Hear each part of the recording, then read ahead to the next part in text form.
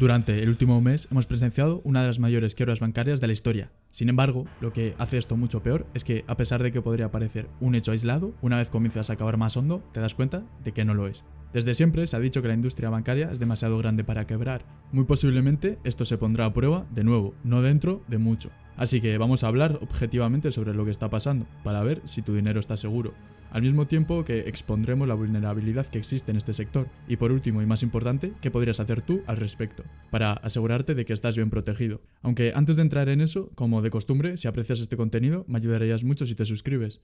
Una vez terminado este momento de pediros, me toca daros, así que empecemos. Para empezar, tenemos que hablar sobre el Silicon Valley Bank. Esta fue una empresa fundada en 1982, la cual rápidamente se convirtió en un destacado prestamista del Silicon Valley y que atendía casi exclusivamente a Venture Capital, lo que viene siendo préstamos de alto riesgo a empresas, lo que hizo que se convirtiera en un banco de startups, donde los CEOs y las empresas nuevas buscaban financiación. Durante las últimas décadas ha funcionado realmente bien, hasta que hace muy poco. Durante el 2020, cuando las tasas de interés se redujeron a cero y las medidas para estimular la economía se pusieron en marcha, tanto los bancos como la gente comenzó a estar rebosante de dinero. La mayor parte de ese dinero se volvió al sistema bancario, o se devolvió, y fue en ese momento cuando las cosas empezaron a ir mal. Actualmente, los bancos operan con un sistema llamado banca de reserva fraccional. Esto significa que los bancos están obligados a mantener al menos el 10% del dinero de sus clientes, disponible en todo momento, por si quieren retirarlo. Imagina que me das 1.000 euros para que yo te los guarde y estén seguros. Yo podría dar 900 de esa cantidad a otra persona, que podría dar a su vez 810 a otra persona, que podría dar a su vez 729 a otra persona. En esta situación, los bancos esperan que un número suficiente de personas les deposite 1.000 dólares para que, cuando la primera persona quiera recuperar su dinero, tenga suficiente efectivo a mano para poder procesar esa retirada. Este mecanismo otorga un beneficio a sus clientes, ya que les permite acceder a un fondo mucho más grande, el cual les da la capacidad de ganar un interés por todo su dinero. Pero esto tiene un enorme inconveniente, y es que depende de que todos tengan fe en que el sistema funcione y no saquen su dinero en el mismo momento. Y esto es justo lo que ha empezado a pasar ahora. Para generar ese rédito, los bancos, cuando obtienen tu dinero, suelen prestar una parte e invertir el resto en inversiones muy seguras y estables, como bonos del tesoro. Esto asegura que mientras esos bonos del tesoro se mantengan, el banco va a obtener un ingreso similar a la cifra del TAE, tasa anual equivalente, mientras que los clientes van a recuperar su dinero, lo que provoca que de este modo todo el mundo gane, excepto en este caso. Y aquí el porqué.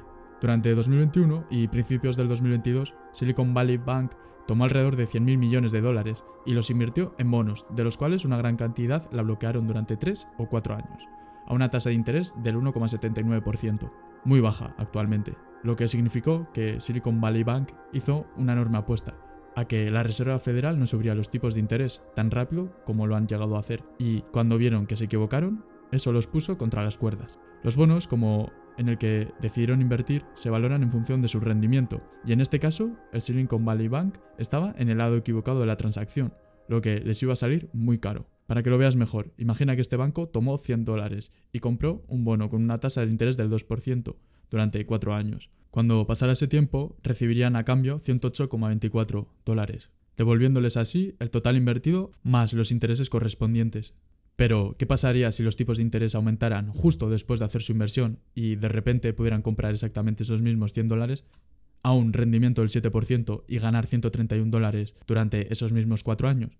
Bueno, en ese caso, el bono del 2% de 100 dólares tendría que bajar a 77 para valer lo que hoy en día cualquiera podría comprar en los precios actuales. Y si no tiene la capacidad de aguantar los 4 años, te verás obligado a asumir una pérdida, que es justo lo que acaba de pasar.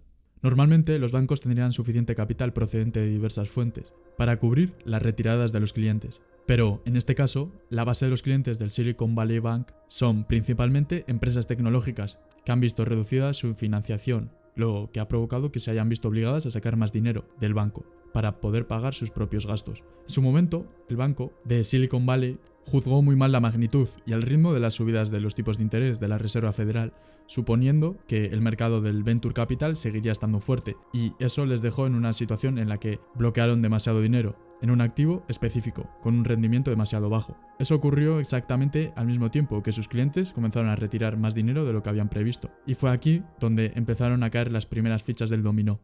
El miércoles 8 de marzo, la empresa anunció que vendería un tercio de sus acciones para recaudar 2.250 millones de dólares. Esto se hizo en respuesta a que se vieron obligados a asumir una pérdida de 1.500 millones de dólares y una parte de su posición en bonos, que se hizo para traer suficiente dinero de vuelta al banco para poder seguir procesando retiros. El problema, sin embargo, llegó el 9 de marzo, cuando se corrió la voz de que la empresa podría enfrentarse a problemas de insolvencia y, como resultado, el precio de sus acciones se desplomó más de un 60%, haciendo poco probable que la empresa pudiera reunir capital adicional para ayudar a cubrir las pérdidas. En ese momento, toda la situación se convirtió en un pánico a gran escala. Se informó de que su CEO había estado llamando a los clientes para asegurarles que su dinero estaría a salvo, mientras por otra parte se estaba aconsejando a los fundadores de startups que sacaran su dinero lo antes posible, por si acaso. Pero de la noche a la mañana las cosas se pusieron aún peor. En la mañana del 10 de marzo, el Silicon Valley Bank anunció que no habían conseguido reunir capital y que estaba buscando un comprador, lo que significó que, literalmente, se había quedado sin dinero. Había retirado más dinero del que tenía en caja y estaba buscando a alguien que pudiera hacerse cargo. Por desgracia, ya era demasiado tarde, porque apenas unas horas después fue cerrado por los reguladores con un mensaje de que todos los depósitos habían sido transferidos a un nuevo banco. Por supuesto, puede que estés pensando en el seguro de la FDIC, ya que este existe por una razón, y deberían poder recuperar hasta 250.000 dólares casi inmediatamente, excepto si, como la mayoría de vosotros sabéis, cada vez que haces un depósito en un banco, estás protegido por lo que se llama seguro de la FDIC en Estados Unidos, que protege hasta los primeros 250.000 dólares que hayas depositado en caso de quiebra. En Europa se llama FGD, Fondo de Garantías de Depósitos, y la diferencia del de EU es que solo cubre los primeros 100.000 euros. En México se llama IPAF, y así en casi todos los países del mundo. Hasta existe en Venezuela. Allí es llamado FOGADE. El de Estados Unidos se creó después de la Gran Depresión de 1920, como forma de incentivar a la gente a que volviera a confiar en el sistema bancario. Y en gran medida funcionó. Y la buena noticia es que es un sistema bastante eficiente. De hecho, su página web dice que podrías tener acceso a tu dinero a los pocos días después del cierre del banco. Sin embargo, en este caso, la mala noticia es que, como señala Genevieve de Grid Capital, solo el 2,7% de los depósitos bancarios del Silicon Valley Bank eran inferiores a 250.000 dólares, lo que significa que el 97,3% de su dinero no está asegurado, lo que hace que no esté claro lo que va a pasar exactamente con todo ese dinero. En los casos en los que los depósitos superan el límite, las pérdidas se recuperan en un tribunal de quiebras, cuando se venden los activos del quebrado para pagar a sus acreedores. Pero, como se explica, ese proceso podría tardar varios años en completarse, y lo más probable es que sus clientes no vayan a recuperar todo su dinero. Aunque creo que eso no va a ser lo peor, más bien va a ser hasta dónde puede llegar esto en las próximas semanas y meses. Tengo la sensación de que esto es solo la punta del iceberg. Para aquellos que no son conscientes, el Silicon Valley Bank no es un banco para personas promedio, sino para empresas de alto riesgo, que suelen estar respaldadas por los Estados Unidos. Cuando esas empresas mantienen una parte significativa o incluso la totalidad de su dinero en una sola institución, podría provocar su desaparición de la noche a la mañana. La realidad es que muchas de estas instituciones han recaudado millones o incluso decenas de millones de dólares, con la expectativa de que eso les durará durante los próximos años. Esas empresas han ahorrado dinero cuidadosamente, lo han mantenido líquido para emergencias y lo han gastado sabiamente, solo para que ahora se reduzca a 250.000 dólares, de la noche a la mañana. Desde esa perspectiva, esto va a ser paralizante para todos y cada una de las empresas que trabajan con el Silicon Valley Bank, sobre todo teniendo en cuenta que actualmente tienen fondos de clientes por valor de más de 342.000 millones de dólares. Ahora bien, siendo realistas, una startup no va a perder todo su dinero, y no es que cada dólar por encima de los 250.000 valga de repente cero, pero podría llevarle años recuperarlo, y si la empresa no tiene suficiente dinero para mantenerse a flote, mientras tanto, deja su futuro en el aire. La única solución es la de tratar de conseguir dinero tan desesperadamente como sea posible, que es algo que nadie pensó que sucedería hace apenas unos meses. Así que, por supuesto, surge la pregunta: ¿podría ocurrirle lo mismo a tu banco? La respuesta es que es posible, pero poco probable. El problema con el Silicon Valley Bank era que estaba en un nicho del mercado de servicios de nuevas empresas y fueron financiados por Venture Capital, el cual estaba agotándose poco a poco, lo que significa que muy poco dinero estaba entrando, mientras una gran cantidad salía. La mayoría del capital del banco estaba invertido en bonos para los próximos 4 años, a una tasa de interés baja que había disminuido mucho en valor. Esto significa que si el banco esperara el tiempo suficiente, podría asumir las pérdidas, pero cuando todo el mundo comenzó a retirar todo su dinero al mismo tiempo, ya no tenían otra opción más que cerrar. Hay que decir que todos los bancos operan de esta manera y solo están obligados a mantener el 10% de los fondos de los clientes en todo momento. Pero en el caso del Silicon Valley Bank apostaron todo al mercado de bonos, en el peor momento posible. a la vez que sus clientes estaban sacando dinero del banco. Fue la tormenta perfecta. Pero la mayoría de los otros bancos, aunque el vicepresidente de la Fed dijo recientemente que obviamente hay instituciones más grandes que también están expuestas a estos riesgos, esta exposición tiende a ser una parte muy pequeña de su balance. Es por eso que creo que con el fin de protegerse mejor, nunca se debe mantener más de lo que está asegurado por el fondo de tu país. Otra forma de proteger tu capital es la de buscar una gran institución, completamente diversificada, con más probabilidades de que no llegue a pasar esto, recordando el refrán de que nunca se debe meter todos los huevos en una misma cesta, ya que de vez en cuando puede ocurrir cosas que están completamente fuera de nuestro control, incluso aún haciéndolo bien. En cuanto a lo que va a suceder a continuación, nadie sabe a ciencia cierta si es posible que otro banco los compre o si el gobierno interviene, considerando que Silicon Valley Bank es demasiado grande para quebrar, ya que potencialmente podría significar que decenas de miles de empleados pierdan sus puestos de trabajo y que las empresas se hundan. También puede ocurrir todo lo contrario y se van obligados a ir a la quiebra, con el 97% de sus clientes esperando a ver qué pasa con su dinero.